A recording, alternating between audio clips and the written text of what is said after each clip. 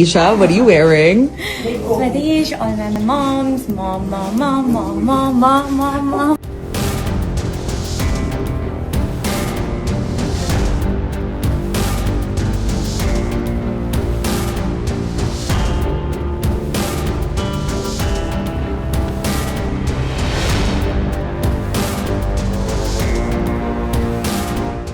నమస్కారం అండి, this is hashtag. మళ్ళీ వచ్చాం. సగటు భారతీయులు కష్టపడాలి, ఎందుకు కష్టపడాలి దానికి నిన్న చాలామంది కమెంట్స్ పెట్టారు. I appreciate it. చాలామంది ఏంటి నువ్వు వ్యతిరేకిస్తున్నావా అంటున్నారు. Is it? ఒక చిన్న మాట అడుగుదాం అనుకుంటున్నాను. బంగారం కొనకూడదు మనం, బికాజ్ మళ్ళీ అదే మన డాలర్ రిజర్వ్స్ తగ్గిపోవడం వల్ల బంగారం కొనకూడదు, దాని రేట్ పెరిగిపోతూ ఉంటుంది. ఒక్కసారి గోల్డ్ కొంటే మనీ బయట పబ్లిక్గా అవైలబుల్ ఉండకూడదు. కాబట్టి ప్రతి ఒక్కళ్ళు ఆఖరికి శుభకార్యాలైనా కూడా రేయండి ఇక్కడ మోడీ ఎస్పెషల్లీ శుభకార్యాలైనా కూడా మనం బంగారం కొనకూడదని చెప్పారు. घर में कोई भी फंक्शन हो, कोई भी कार्यक्रम हो, हम सोने के गहने नहीं खरीदेंगे, सोना नहीं खरीदेंगे. మరి మొన్న మెడ్గాలా జరిగితే Ambani daughter Isha Ambani 100 crore worth gold వేసుకెళ్ళారు.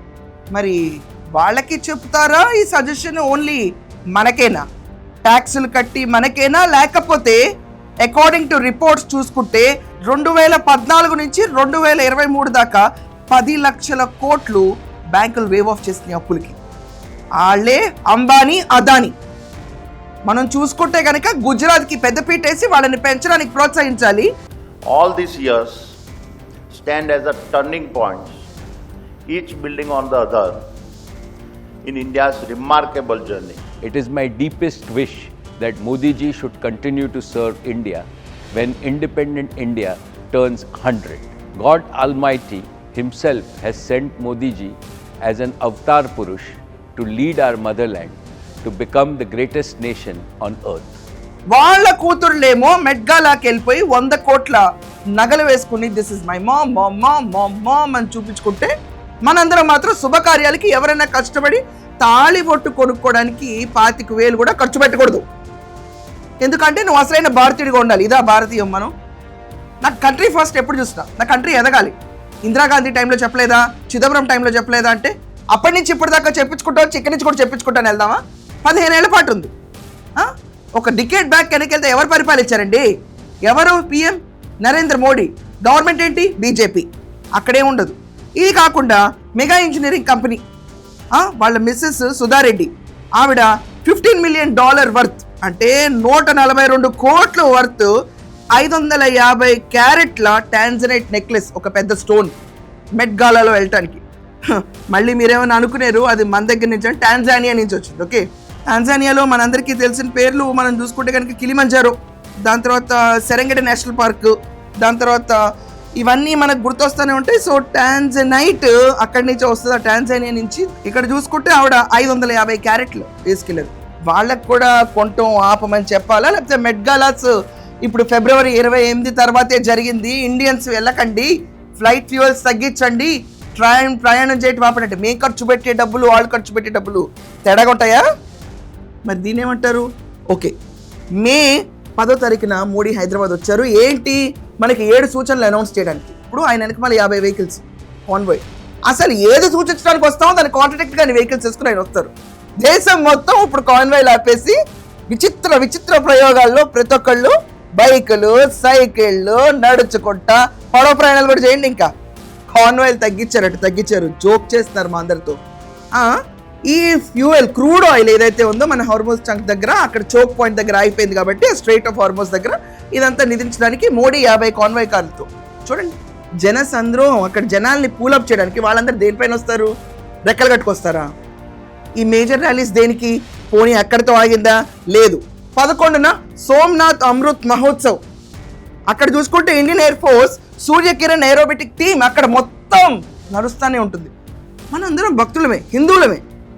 మరి దేశం ఇంత సంక్షోభంలో ఉన్నప్పుడు ఇవన్నీ దేనికి? 11వ తారీఖే 10వ తారీఖు అనౌన్స్ చేస్తే 11వ తారీఖు జరిగిపోతూ ఉంటుంది. మళ్ళీ అక్కడ జన సంద్రోహం. వాళ్ళందరూ ఎలా వస్తారు?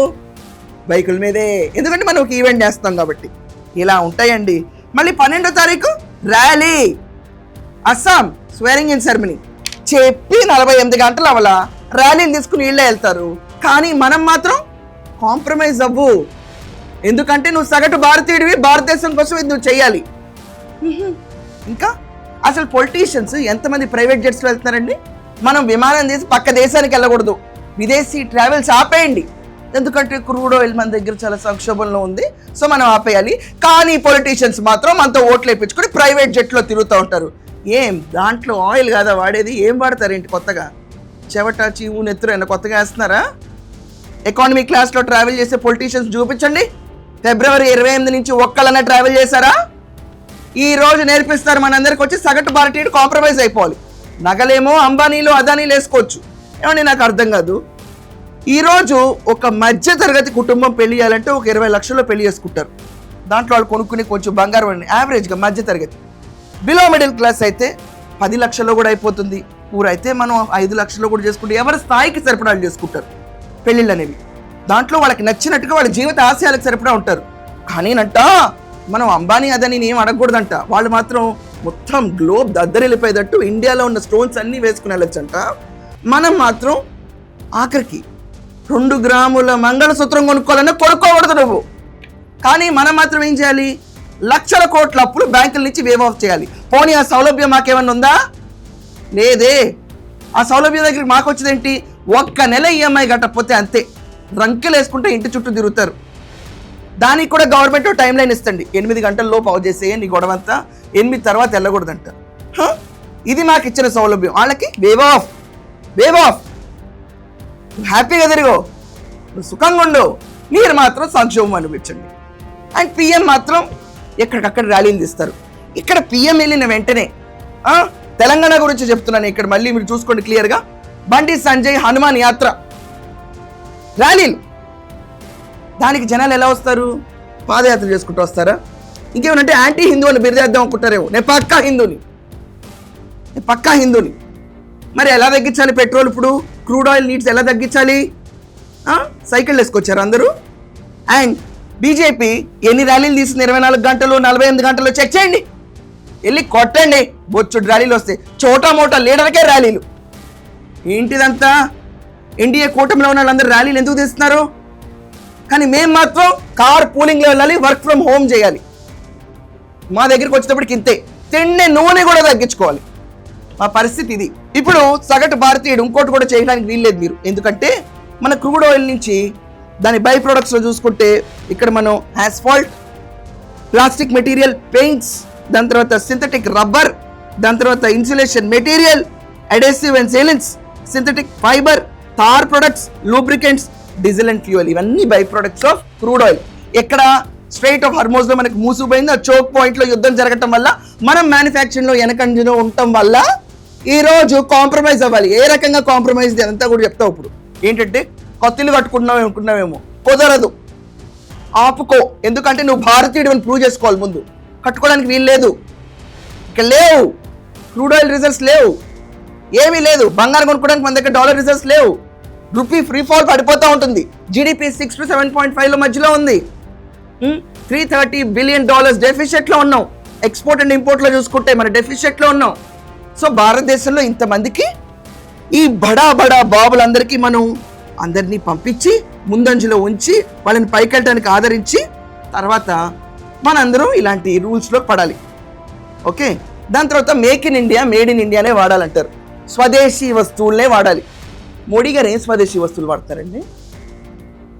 ఈరోజు పొలిటీషియన్స్ అని చెప్పుకుని తిరుగుతున్నారు. ప్రతి ఒక్కడి చేతికి ఒక కార్టియర్ బ్యాంగిల్. స్వదేశీయా కార్టియర్? ఎప్పుడైనా నాకు తెలియదు. మరి కార్టియర్ స్వదేశీయా? మీరు అందరూ కార్టియర్లు పెట్టుకోవాలి. మేము బంగారం కూడా కొనుక్కోకూడదు. ఉన్న బంగారం తీసుకెళ్ళిపోయి గవర్నమెంట్ దగ్గర ఏం చేయాలండి? కొత్తగా గోల్డ్ బాండ్స్ తీసుకోవాలి. మేమే కూర్చున్నాం ఇక్కడ. చూడండి, నిజంగా ఏ పొలిటీషియన్ అన్నా చూడండి. పొలిటీషియన్ మగాళ్ళ చేతి కార్టియర్ బ్యాంగిల్స్, వాచ్లు చూస్తే ఇంటర్నేషనల్ వాచ్లు. మోడీ గారు స్వదేశీ అంటారు. పై నుంచి కింద దాకా స్వదేశీ వస్తువు ఏముంది? క్యాంపెయిన్కి వెళ్ళేటప్పుడు కాకుండా. అండ్ క్యాంపెయిన్కి వెళ్ళినప్పుడు మాత్రం విచ్చలవిడిగా వెహికల్స్ వాడేయచ్చు. 5 రాష్ట్రాలు ఎన్నికలు జరిగినాయి కదండి మొన్న. అప్పుడు ఎక్కడన్నా ఫిబ్రవరి 28 ఎఫెక్ట్ వీళ్ళకి చెప్పలేదా? వాళ్ళకి ప్లానింగ్ కమిషన్స్ ఇవన్నీ ముందస్తు చర్యల్లో తీసుకోలేదా? అప్పుడు మాత్రం అన్నీ వాడేయచ్చు. అప్పుడు ముందు ఏమి చెప్పం, ఎందుకంటే ఓడిపోతామన్న భయం.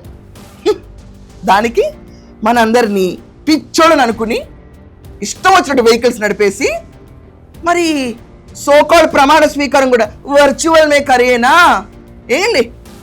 कि सरकारी और प्राइवेट दोनों ही दफ्तरों में वर्चुअल मीटिंग्स और वर्क फ्रॉम होम को प्राथमिकता दी जाए। मैं कुछ स्कूलों से भी आग्रह करूंगा कि कुछ समय के लिए ऑनलाइन क्लासेस की व्यवस्था पर काम करें। వర్చువల్ మీటింగ్స్ పెట్టుకోమని చెప్పిన మోడీ ఎందుకు ప్రమాణ స్వీకారానికి వెళ్ళారు? అసలు ఈ ప్రమాణ స్వీకారాలు ఏంటి? మండదా అక్క? ఇలా ఉంటుంది మన పరిస్థితి. సో నేను తప్పు చెప్తున్నాను, ఇప్పుడన్నా క్షేమం కోరి మంచి మాటలు చెప్పారు.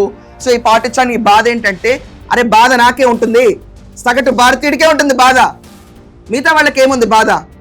పిలిస్తే పోదామని పోవడానికి మన బైక్లో పెట్రోలే కదా, దానికి కూడా 103 రూపాయలు 3 రూపాయలు పెంచేస్తాం. ఏళ్ళ సభలు హిట్ చేయడానికి మనం 3 రూపాయలు ఎదుగుకొని ఖర్చు పెట్టి వెళ్ళాలి. వర్చువల్లో ఎందుకు చేయలేదు లాంచ్ మొన్న? ఏది చెప్పడానికి వస్తారో దాన్ని దుర్వినియోగపరిచి దాన్ని కాన్వాయ్ తీసుకొస్తే ప్రజలు ఎలా హర్షిస్తారు? పిఎం గారు, రేపు మీ ప్రభుత్వం కానివ్వండి, ఇంకే ప్రభుత్వం కానివ్వండి, భారతదేశం ఎప్పుడు సంక్షోభాలు ఎదుర్కొంటూనే ఉండాలా? అంటే మనకు తలెత్తుకుని దర్జాగా ఉండాలన్న ఫీలింగ్ రాదా?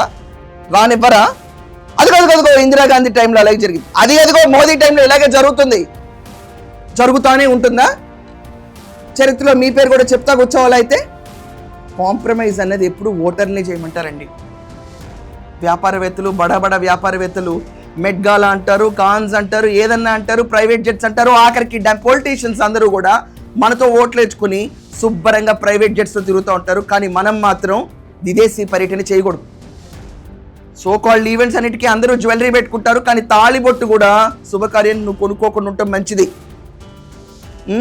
అందరూ సభలు పెట్టి, ర్యాలీలు పెట్టి, భోజనాలు పెడితే ఇంట్లో నువ్వు మాత్రం వంట నూనె తగ్గించుకో. అందరూ భవంతులు కట్టుకుంటా ఎస్టాబ్లిష్ చేసుకుంటా వెళ్తే by product of crude oil కాబట్టి కన్స్ట్రక్షన్ ధరలు కూడా పెరిగిపోతాయి, కట్టుకోవడం కష్టం నీకు. ఎందుకంటే ప్రభుత్వం వైఫల్యమైంది, నా దెబ్బకి నువ్వు వైఫల్యమయ్యావు. ఇది ఈరోజు పరిస్థితి. నీ ఒపీనియన్స్ ఏంటో ఖచ్చితంగా కమెంట్స్లో రాయండి. నా ఉద్దేశం ఒకటే, భారతదేశం ఎప్పుడు ముందుండాలి, సగర్వంగా తలెత్తుకొని తిరగాలి. So let's put a constructive opinion and debate on this. Me opinions ఏంటో ఖచ్చితంగా కమెంట్స్లో రాయండి. I will look into them. That's all for now. Thank you.